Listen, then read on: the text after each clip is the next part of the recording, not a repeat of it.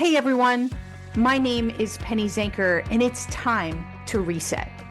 This podcast goes beyond just navigating change. It's about new ways of thinking about how you can approach challenges, how you can shift your mindset when needed, create some space and grace for yourself so that you can rethink, recharge, and reprioritize when and where needed. Are you ready to unlock your full potential? Thank you for hitting play and sharing this next episode with me. It's time to reset. Hello, hello, hello. Wow, we are in for a great show today. I'm so glad that you're here. We are going to be talking about something that is absolutely critical to almost every area of your life, and it's decision making. I'm sure that Lorne Epstein, who's here today, he is going to give us a run for our money for sure.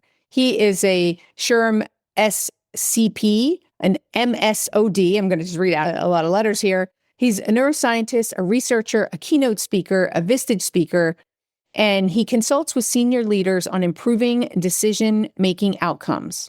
His research focuses on how fluctuations in neurotransmitters impact individual and team decision-making in today's VUCA world. Over 60,000 professionals have taken his workshops worldwide, and he's been quoted in Forbes and the Christian Science Monitor, and he's pursuing a master's in cognitive neuroscience at George Mason University. So without further ado, welcome to the show. Thank you. Thank you, Penny. We met in Albany like a couple of months ago. You were the keynote speaker. Your talk was amazing. And I really enjoyed listening to you. I thought it was really inspirational, and we connected. And you gave me to pour my heart out. Well, you'll see. If you want to pour your heart out here, you can do that too.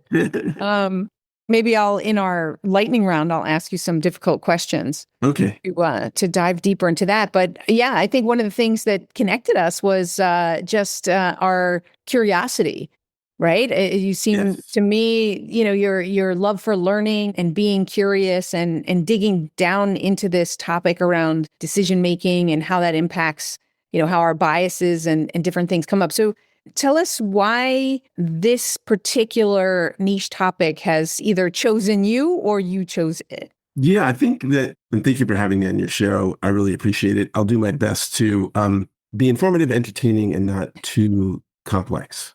So I noticed in my own decision-making how important that aspect of my life was. And I have made a bunch of poor decisions. And when I look back and reflect on how those decisions occurred, it really was just happenstance.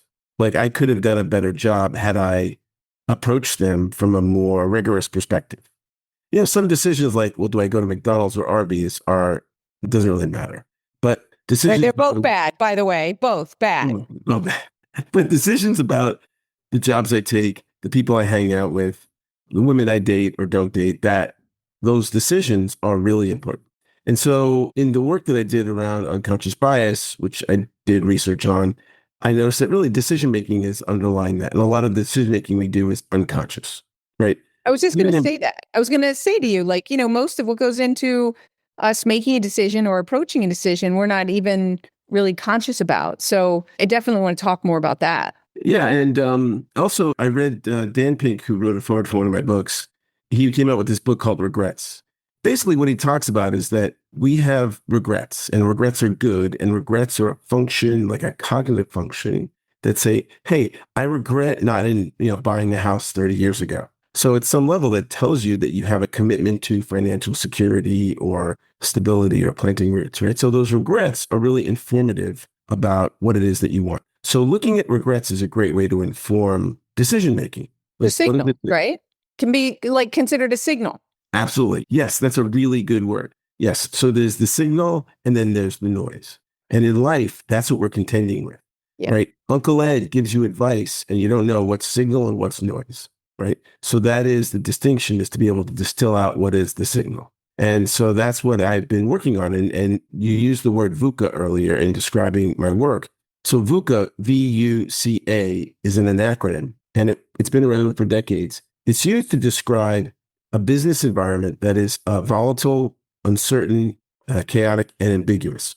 And it would occur time to time, like in our lives, once every year or two. The pandemic would be considered a VUCA. However, in the last bunch of years, those events are happening with more frequency. We now live in that world. We live in a VUCA world where things are ambiguous and just like, so if we live in a different world, then the way we make decisions has got to radically change. Because what I've noticed, particularly this year, I think you've noticed it, is that businesses are deciding to not decide, right? They're choosing not to choose, not to do anything, which is a decision, right? But that paralysis comes from the fear of making the wrong decision.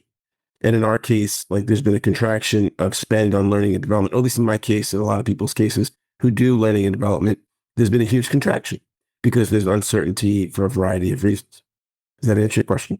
Yeah, yeah. That brings something up for me though. I just had it and then I lost it. I was going to say also, and maybe this is off topic, so I'll squirrel back, but I think that a lot of the learning development is also not working the way that they would want it to work. And so they may be putting it on hold also, because they're fear-based about the budget spending and whatnot. But I also have heard and I've read some studies that have shown that companies are just not happy with the results that they've been getting from their leadership training. I think that's another thing that we need to change our decision making around is how we go about doing things. Just because they worked in the past doesn't mean they're going to work in the future. We have the attention span of a gnat, right? I think I saw it on the internet.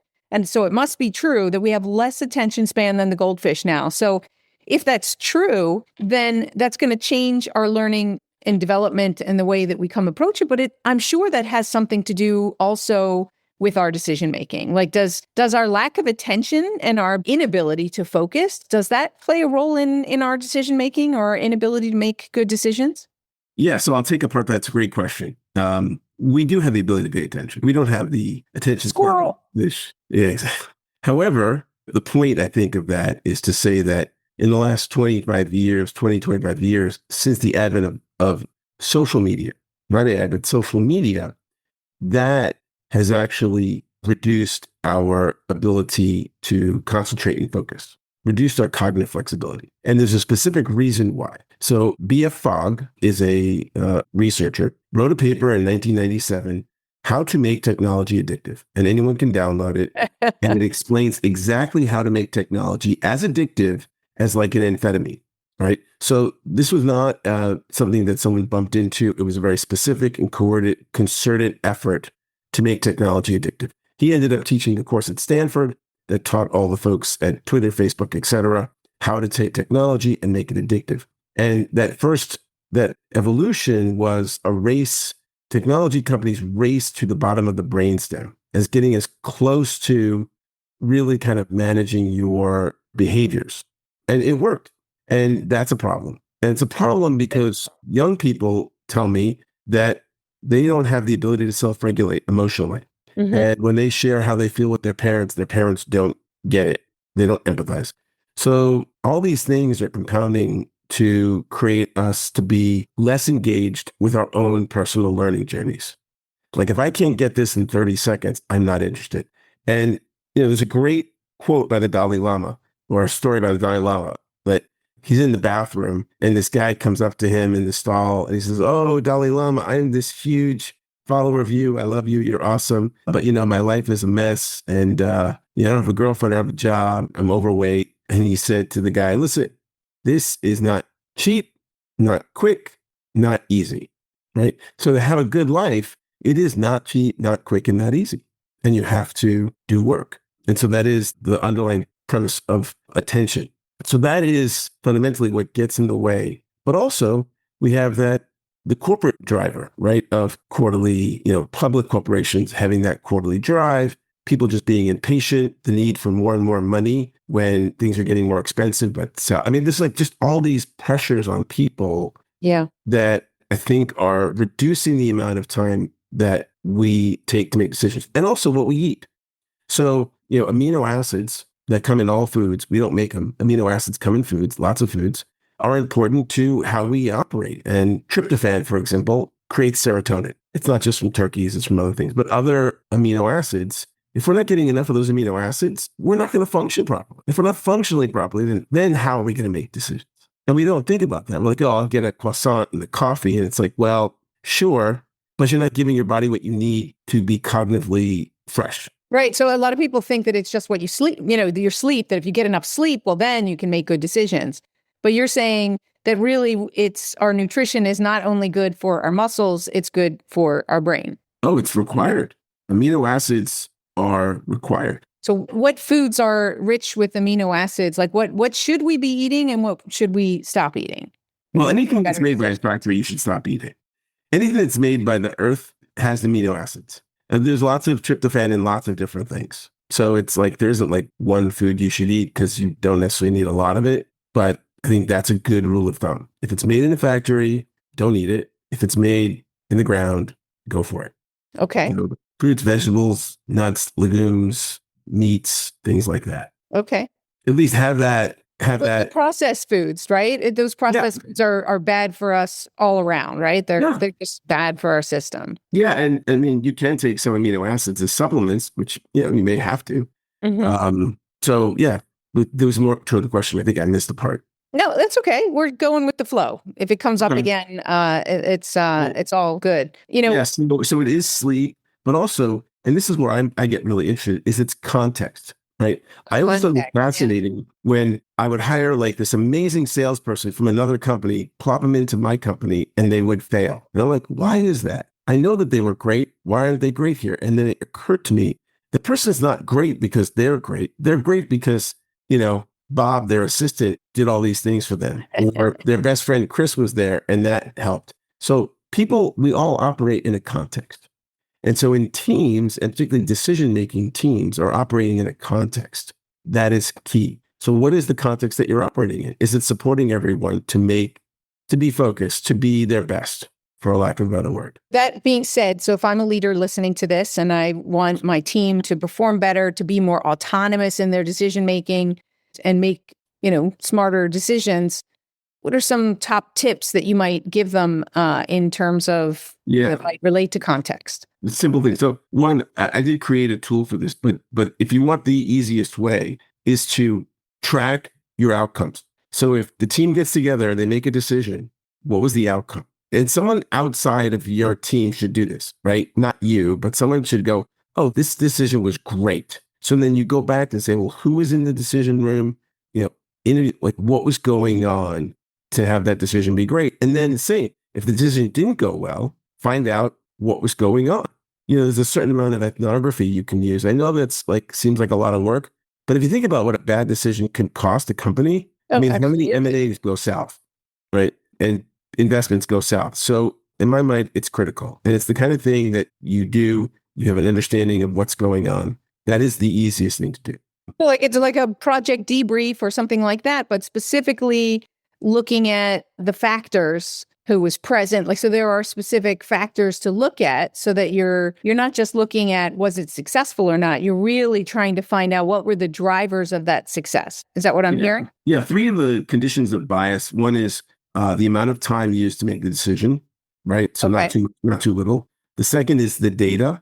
Is the data valid? Is it accurate? Right? That's really important. And the third is that data just answering the question? Often we expose ourselves to too much data and we aren't really good. Our brain is not great with lots of data. We're better with smaller number sets. That's why you're in your car. You have the speedometer. You don't have all the gauges, but the speedometer can tell you a lot of things, not just, will you get a speeding ticket or not, but how fast you'll get there and all these other things. So you want to find the data set that is relevant to the decision that you're making. What information do we need, right? That's going to help us. And that makes sense. And, today's stat is that we have more information that we process in one day than we did in a lifetime more than 50 years ago. So that's pretty insane. Yeah, I think now the key is filters, right? Before it was open up, give me all the data. And now you've got to put incredibly strict filters on the information that comes to you. Absolutely. I talk about that. Filter faster, right? That's one of the things when we're looking for a reset is how we can filter faster. So how do filters come in with decision making, right? So that we don't have, the myriad, like how do you use that concept of filters with decision making?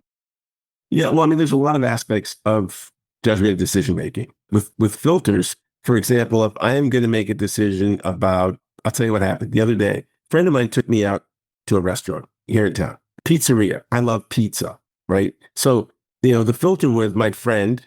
I'm going to go to lunch with my friend. I'm not going to anyone. I'm going with my friend. And I'm going to have pizza because pizza, that'll get through my filter. Okay. But it was a new restaurant. And new restaurants is a whole different category. We're not going someplace I've been before. This is a whole new data set of new restaurant, never tried the food. So what I should have done was, okay, that is too many things. I need another filter. And the filter should have been of what food do I like? What food do I know I will like?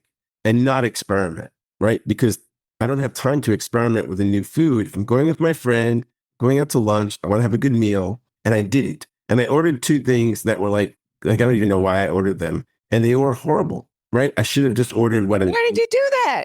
So because you wanted to try something new restaurant, try something new? No, it was completely emotional, like emotional response. So I was like, the waiter came over, my friend was teasing me. I felt like a certain pressure. I didn't really ask, because I felt that pressure, I didn't ask the questions of like, here's what I like, what could you give me? Mm-hmm. I don't want to take any risks, being honest about what I want. I don't want any risks. I want something I'm going to like. This is the kind of thing I like. Give me something like that. Instead of getting what I got, which was something I would never ordinarily eat. So I think asking for what I want. So this is, I think, coming back to filters, is that our own internal filters stop us from getting what we want because we don't always know what we want in the moment. And we don't take a moment to be like, what do I want? A reset moment. Hey, I'm just going to plug my own work there. We take that reset moment. Go on. Go ahead. And what do you do in a reset moment? No, you tell me. You were just about to say what you do in that moment. I mean, a reset moment is you ask yourself, where am I? What am I doing? What do I want? I'm here in this restaurant. What do I feel like eating? And get that. And only that. And be a state. Like, I'm not getting distracted. I'm getting what I want. Because, it happens often. We go out to dinner and it's a really interesting microcosm of decision making, because if you go with a group of 4 or 5 or 6 people, invariably there's somebody who is just not happy with what they got. And you think it's because they were influenced by other people's decisions? Yes. And emotionally, they're like, well, it's true, right? You're right. It is a microcosm. I mean, people might be thinking, they might be judging you for what you would order. So maybe you order something different because you think that they might not like the fact that you're ordering liver and onions or something. Or, yeah, I could see that. Or excitement of being with all these people, the newness, all these other interdependent things influence how I make decisions. Like, haven't you ordered something and you look at someone else's thing, like, well, they got more food than I got. Well, I don't say they got more food, but sometimes I was like, that looks better. Or I wish I got that because, maybe I didn't order the healthy option that I would have rather ordered because I want to stay healthy, but everybody got a hamburger. So I was like, well, I guess I'll just go with the hamburger since they're good here. Yeah. So yeah, I get it. Like, and that wasn't in line with my personal values, intentions for that evening, but I did it anyway. Or somebody drinks too much because other people are drinking. Definitely, there are those influences, and you don't even think about it. And that's why I agree. Just taking that moment, right, to ask yourself a question and realign yourself with what do you want? What do you really want? What's important here? What's the bigger picture? What are you looking to achieve? And it only takes a second. Yeah, it does only take a second. I think that is true. I also think that until it's like a muscle, until you've really mastered it, it's good to save it. Be mindful of it when it's the important ones, right? When the really important ones. Well, I would say that when you practice it in the smaller moments, it's more accessible in the bigger moments. That's what I say about the reset moments and building your reset mindset, right? So that it is innate and is that there's nothing at stake in the smaller moments. So practice it then, because you really need it when there's more at stake. And when it's emotional, you, like you said, you're easily swayed. So when you do it when there's less emotion, you're more likely to have already built that muscle. Yeah, totally. That is the point. And to look at the aspects, kind of going back a little bit, of decision making. So there's a Society of Judgment and Decision Making, which I joined this last year. It's like fascinating. There's societies for everything. and some really good literature on what people study around judgment and decision making. And the aspects of decision making that I find to be the most fascinating are the ability to deal with ambiguity, right? And the ability to deal with cognitive flexibility. So cognitive flexibility would be you're going down a path, how quickly do you realize that you're going down the wrong path and go to a different path? But how important a skill is that, right? It's so critical, So especially today. right. Ambiguity would be able to, how can you get very little information, but yet out of that little bit of information, understand? So give us a tip on how we can navigate ambiguity a little bit better. Don't trust your brain. Like there's computers, cell phones, people around you, and we don't do this enough, is to ask. If things feel really ambiguous, just ask somebody else because somebody else might not have the same ambiguity. Right? They'll be like, oh, I know that experience. Having someone in your life who you can talk to who has more experience. That's one way to get around ambiguity. And confusion, right? Confusion is when we're confused, we should not be making a decision, right? So that could be because we're tired or hungry or thirsty or upset or whatever. Don't make a decision when you're confused. Do not. And when there appears to be like complexity or things that just like, don't make a decision. Don't ever feel forced to make a decision. I remember when I was young, I've had this experience when I was young interfacing with salespeople that they really wanted me to make the deal now. Like, give me your money now, like urgency. And I remember feeling that like pressure to like, oh, okay, I'll do this. And thankfully, like I knew pulling back was the right thing to do. Maybe I'd buy it, but not then. So when someone wants you to do something with urgency and you're not clear or there's confusion or ambiguity, just give it time, ask people, get more information. And the volatility. I mean, we have so much volatility in our world right now. That one is tough. I mean, all these things, the external factors are real. And I think the key with volatility and a lot of these is that you gotta get really more laser focused, meaning saying no to more things, saying no to more of what your business might be doing, like staying laser focused, getting deeper and deeper into the thing that you provide that adds value. And that's even with families, right? Someone may come to you with a problem, family member, friend, you're like, oh, well, I can solve that. But is that really the best use of your time, right? Is that the best use of you doing that? Or can you just stay focused on what it is that you're doing? Is that a much better use of your time? Not just for you, but for the people around you. Right. I guess it comes down to context again as well. But I want to go back to ambiguity because I think that's a huge issue for people right now. And you're right. Okay, so then you talked about a lot of companies not making decisions. And that is a decision when you don't make a decision, as you said, right? So one of the things that I've been talking about lately is the reason that I believe that people have more of an issue with ambiguity is they're looking for certainty. But what if we're not looking for certainty, but we're looking for clarity, maybe in an approach, right? Like you're talking about like a way to make a decision. Maybe there's a framework that you can use to make a decision that helps you to take that reset moment, right? To step back and take that purposeful pause to evaluate the different things that gives you the certainty in the method that you're going to evaluate it in an intelligent way. And that in itself can help to break down that ambiguity, can give you clarity. Yes, that's true. Yeah, that's absolutely true. Often a lot of ambiguity is just practicing, right?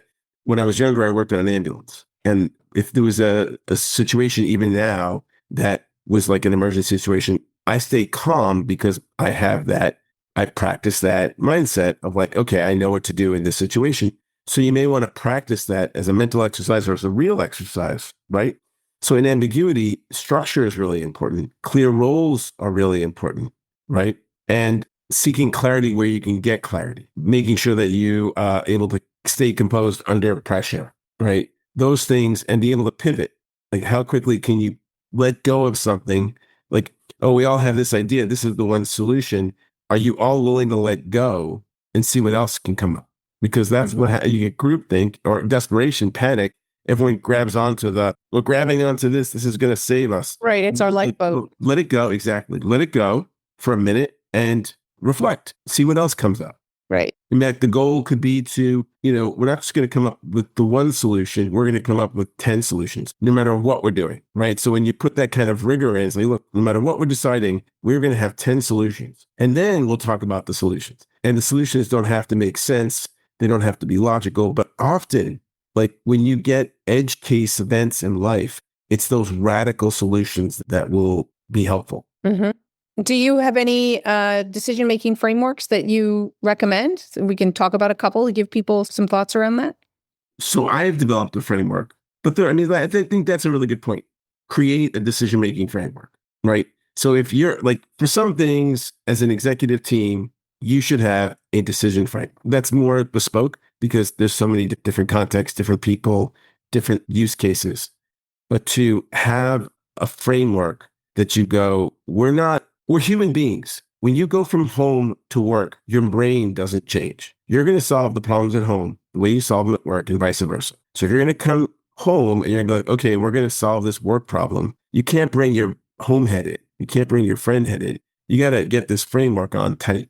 I'll give you an example. So in the intelligence community, they have frameworks for doing this. Like they'll say, okay, you all argue for this and you all argue against this, whatever it is. That's a framework. Uh-huh. Uh-huh. So it doesn't matter how they feel about it. They just say, those arguments. Yeah. So that's a really good framework for, particularly when there's ambiguity and when you can get that kind of dialogue and to time box things and to create a process that like people feel comfortable with. And again, measuring results.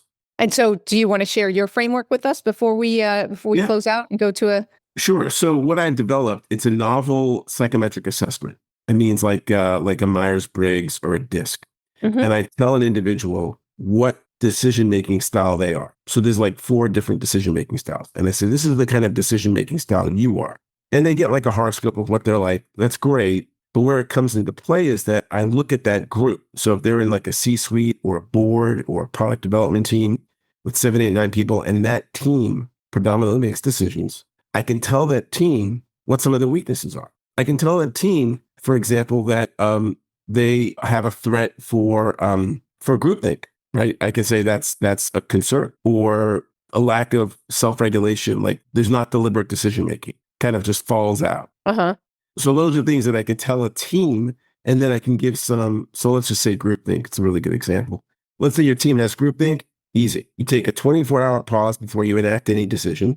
You create somebody who is the wet blanket every month, and their job is to poke holes in things. And so those are the things that are easy things. And we train people to do some of the more complicated ones, but that's the idea of what I've done. And I'm really excited about it because a lot of the CEOs I speak to, they don't feel trusting to give their leaders decision-making ability. They do not feel like their leaders are making good decisions. So I've created workshops around decision-making, around creating frameworks, around understanding the impacts of the external context in a decision-making process, and what certain best practices are if you need to have a decision-making model. Sounds awesome. I mean, it's important. Totally. It's important. So let's go through a quick lightning round with some questions that I can think of, ask you before we close out today. Awesome. So tell us a poor decision that you made and what you did to turn it around. First college I went was not for me. I got kicked out within 2 years. That was a really poor decision. And what I did to turn it around was that I went to the right college for me and I got A's. And then I went on and, got a degree, and that was a poor decision to good decision. So, yeah. Yeah. Okay. So what is a bias that leaders underestimate most? Oh, being right. They don't realize when they're being right. So being right, I mean that they're not right. They're just being right. Right. Gotcha. They're not right. really right. That's their bias, is that they think they're right, or they should be right. No, I know I'm right. No, I know. No, you're right. No, I know. Okay, good. I know some of those people.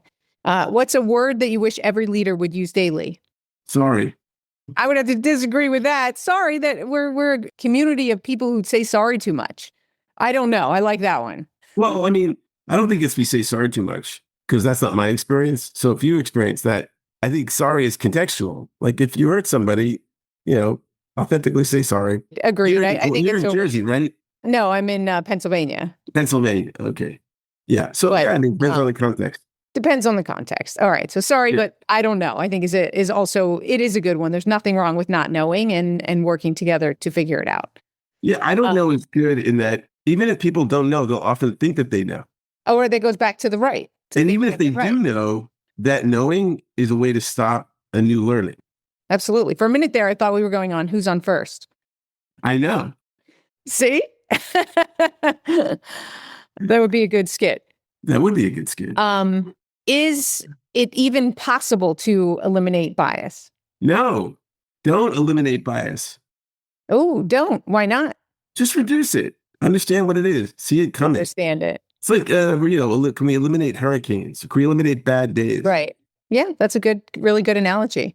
And how about this is one, maybe it's not such a quick answer, but it is something I forgot to ask that I wanted to ask. What about how do you feel about using AI for decision making? You know, many people use AI as their coach or as their, to run questions or business strategies through. How do you feel about that? Oh, I feel like AI is a great tool because what you're doing is you're saying what's going on in this head, I've maxed out. I've maxed out what's happening in my 3-pound brain. Let me try another 3-pound brain or AI and see what it says. Right. I mean, yeah, I think it could be a great tool. But like anything else, I think particularly with AI, I think it should be as a tool and advisory and consultant to humans, but it should never be replaced in the operator's role. Okay, what do you mean by that? So I thought you were going to say that it shouldn't make the decisions. It should help you review your options. Yeah, but I mean, it could, yes. Okay, so it could come to a conclusion about something, but it should not enact. It should not have the ability to enact or like a great piece of AI was a tool for doing annual reviews.